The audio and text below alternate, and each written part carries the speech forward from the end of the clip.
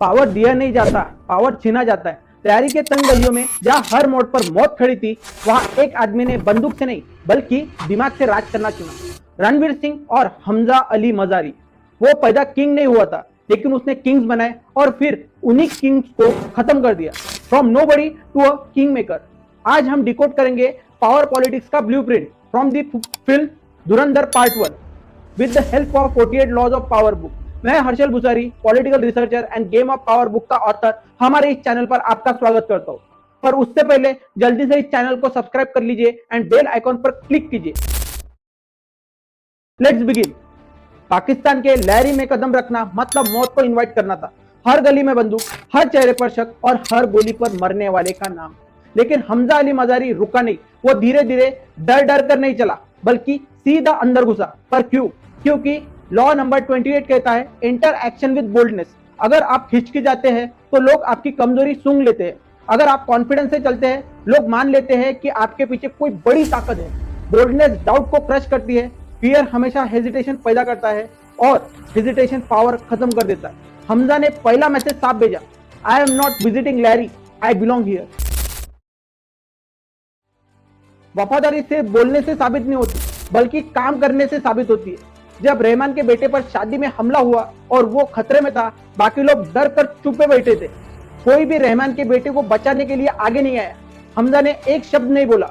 He move, he fought. Hamza ने छोटे बेटे को बचाया, पर रहमान का बड़ा बेटा इसमें मारा गया। बस लॉ नंबर 9 कहता है win through action, never argument. Argument और डिबेट रिस्पेक्ट नहीं दिलाती, बल्कि सिर्फ रिजल्ट ही रिस्पेक्ट दिलाती है। उस एक एक्शन ने हमजा को रहमान की गैंग में सीधा इनर कोर में पहुंचा दिया, क्योंकि पावर सुनती नहीं, पावर दिखती है। कभी कभी असली ताकत यह नहीं होती कि आप क्या हासिल करते हैं, बल्कि यह होती है कि आप क्या ठुकराते हैं।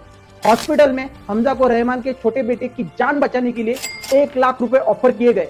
किसी और के लिए यह आसान पैसा था, लेकिन हमजा ने पैसे लेने से मना कर दिया। पर क्यों?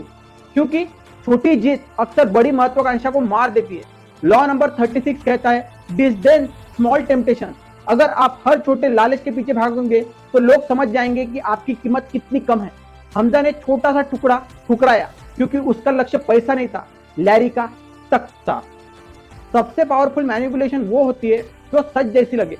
हमजा ने रहमान से कहा, आप बलोचों के रहबर हैं, बादशाह हैं। दुश्मन ने आपके बेटे को बेरहमी से मार दिया।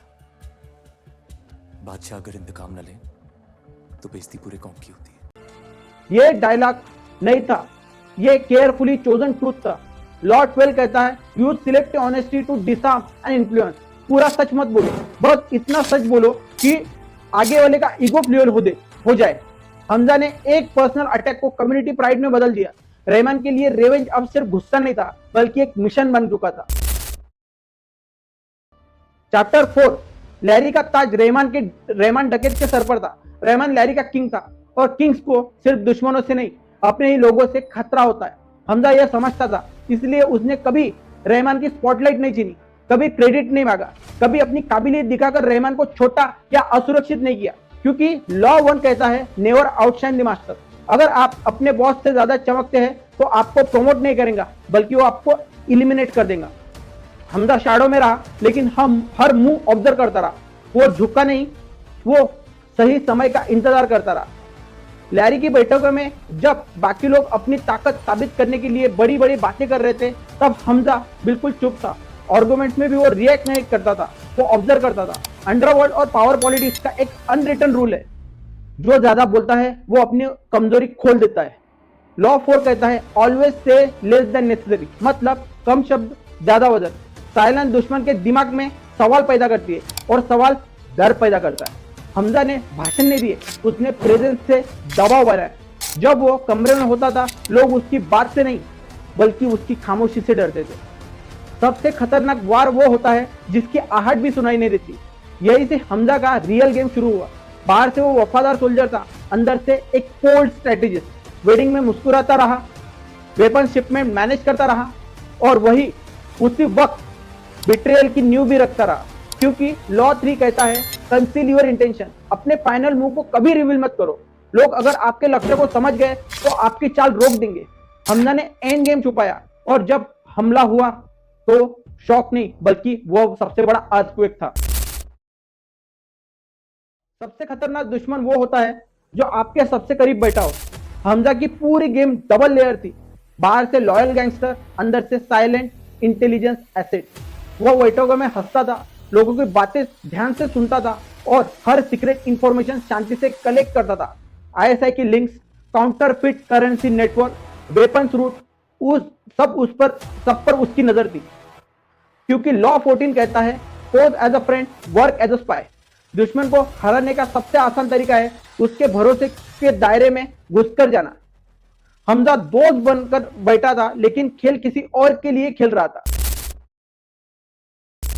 हर इंसान की एक कमजोरी होती है, बस सही खिलाड़ी उसे पहचान लेता है। हमजा लोगों को सिर्फ सुनता नहीं था, वो उन्हें गौर से पढ़ता था। रहमान की कमजोरी थी उसका ईगो, एसपी की कमजोरी थी उसकी रेपुटेशन और पॉलिटिशियन की कमजोरी थी उसका पॉलिटिकल करियर और उसकी बेटी अलीना।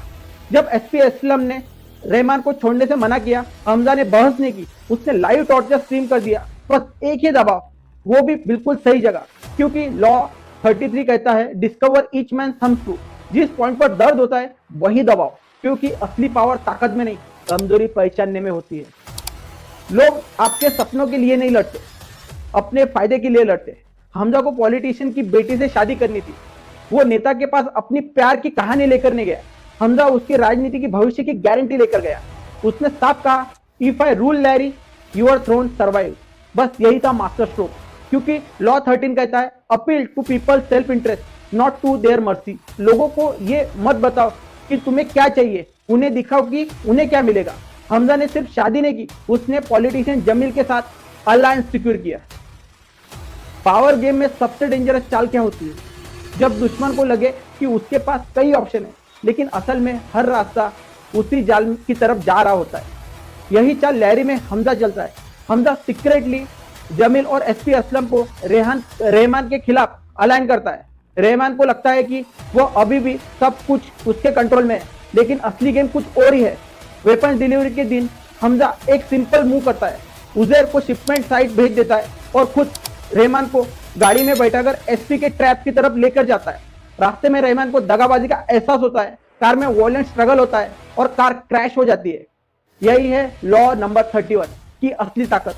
जब दुश्मन को लगे कि वो डिसीजन ले रहा है लेकिन गेम पहले से ही किसी और ने सेट कर दिया है। पावर सिर्फ सही प्लान से नहीं मिलती, सही समय से मिलती है। हमजा ने रहमान पर हमला जल्दबाजी में नहीं किया, वो इंतजार करता रहा, ऑब्जर्व करता रहा और फिर उसने उस पल को चुना जब पॉलिटिक्स में डिस्ट्रैक्शन था। जैसे कि पॉलिटिशियन अपने पॉलिटिकल करियर को लेकर टेंशन में था, उसी वक्त उसने उसे घर पर प्रपोजल दिया। और हमजा ने शादी के दिन रहमान नशे में था और वेपन शिपमेंट में केओस क्रिएट कर दिया। यही था परफेक्ट स्टॉर्म। लॉ 35 कहता है master the art of timing. Average plan भी अनस्टॉपेबल बन जाता है अगर वो सही समय पर एग्जीक्यूट हो। हमजा ने जल्दी जीतने की कोशिश नहीं की, उसने सही टाइमिंग आने दिया। पावर की दुनिया में सबसे खतरनाक गलती क्या है? अपने दुश्मन को अधूरा घायल छोड़ देना। हमजा ने रहमान को सिर्फ हराया नहीं, उसने उसे खत्म किया, एम्बुश किया।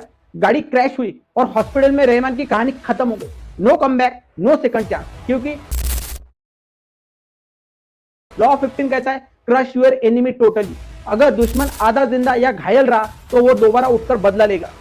पावर गेम में दया नहीं चलती। हमजा ने सुनिश्चित किया ये जीत नहीं, फाइनल चैप्टर है। हमजा चाहता तो जंगल में ही रहमान को खत्म कर सकता था, क्योंकि कोई गवाह नहीं था, कोई सवाल भी नहीं उठता था। लेकिन उसने ऐसा बिल्कुल नहीं किया, बल्कि हमजा रहमान को अस्पताल तक लेकर गया जैसे वह सच में उसे बचाने की कोशिश कर रहा था। क्योंकि लॉ 38 कहता है think as you like but behave like others. अपने असली इरादे छुपाओ और वही करो जो लोग आपसे उम्मीद करते हैं। अगर हमजा वही रहमान को मार देता तो शक हमजा पर ही जाता, लेकिन अस्पताल में जाकर उसने दुनिया को दिखाया कि वो बहुत ही वफादार है। असल में खेल कुछ ही और था। पावर गेम में सबसे डेंजरस मूव होता है जिसके हाथ खून से गंदे भी ना हो और दुश्मन खत्म भी हो जाए। वेपन डिलीवरी के दिन हमजा उजैर को शिपमेंट साइट भेज देता है और खुद रहमान को असलम के ट्रैप में ले जाता है।